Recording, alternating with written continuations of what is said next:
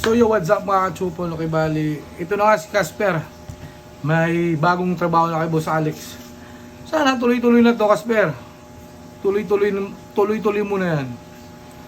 Pero panoorin natin nung, alam ko, manager ata siya rito sa gas station ni Boss Alex. Si Casper, nagsimula na ng trabaho. Alam. Kaway-kaway, Casper. Mga kasama na. Baka naman ibas pa ninyo ito. Baka sabihin naman ninyo na ito ay paihi. Walang... Hindi na namin ibabas yan. Kasi nagtatrabaho ng marangal naman. Huwag lang mapunta kay Norman. Talagang ibabas ko yan. Paihi dito. Dito yung paihi dito. Yan. Ayan. Pare Casper. Nasa gasit dito na. Alam nyo kasi kung si Casper, kung wala lang, di lang nasangkot to sa ano, di umano sa, doon nga sa magtatao, siguro, ako rin, hindi ko talaga babasto eh. Yung ginawa nilang na pagtrabaho kay Norman na hindi sinawaran, doon palang, nakakano yun.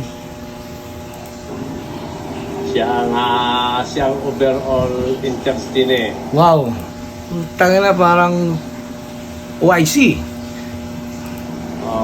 Masasabi ninyo po mga kaibigan at hindi na rin sa kabilang istatin sa maatay pero Yung masasabi ko lang rito kay Casper, maganda yun ginawa ang Boss Alex kay Casper. Talagang wala akong sa ano, ako content lang naman ninano ko sa inyo eh. Wala naman akong masamang tinapay sa inyo. Kay Casper lang naman kasi maraming mga sinabi to dati kay ano eh. So, bahala na kayo doon. pinitan na sa trabaho muna at itasama niya ang kanyang may bahay dito. Ano? Saan ka pa nung Casper? Magtatrabaho ka, yung pamilya mo isasama pa dyan. Mabait naman to si Boss Alex eh. Ewan ko lang, taka na ba't nasangkot to kay Norman eh. Sabi ko sa'yo, huwag kang sama-sama kay Norman eh. Tuloy tayo, nalabas ka tuloy.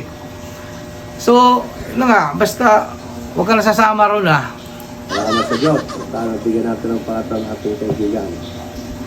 Ayun siya. Ayun. Okay naman eh. Okay naman mga plano mo kay Casper. Security ngayon pala nag-aaral Hindi na. Si Casper pala itong mahawak ng baril, tinuturuan. May plano si Boss Alex dito. Marunong hindi naman tinuturo sa mga Tulak 9. Security na yan. Hindi nga marunong ng step. Kapag yung sasabihin ng security, kayo talaga gawa pinto kayo. Ngayon palang puputok niya for the first time. Maaring nag-security siya dati. Kaso, wala sa legal yung ginawa niya. Kasi bodyguard, personal assistant ni Norman, caretaker lahat, taga-loto, taga-plancha, lahat. Naging bata siya ni Norman. Doon pa lang, hanapan siya ngayon ng legal papers na ganyan. Kasi pag sinabi kasing bodyguards, kailangan legal yun. Nasa tamang training, may background check na bla bla bla, ganyan. So yun lang.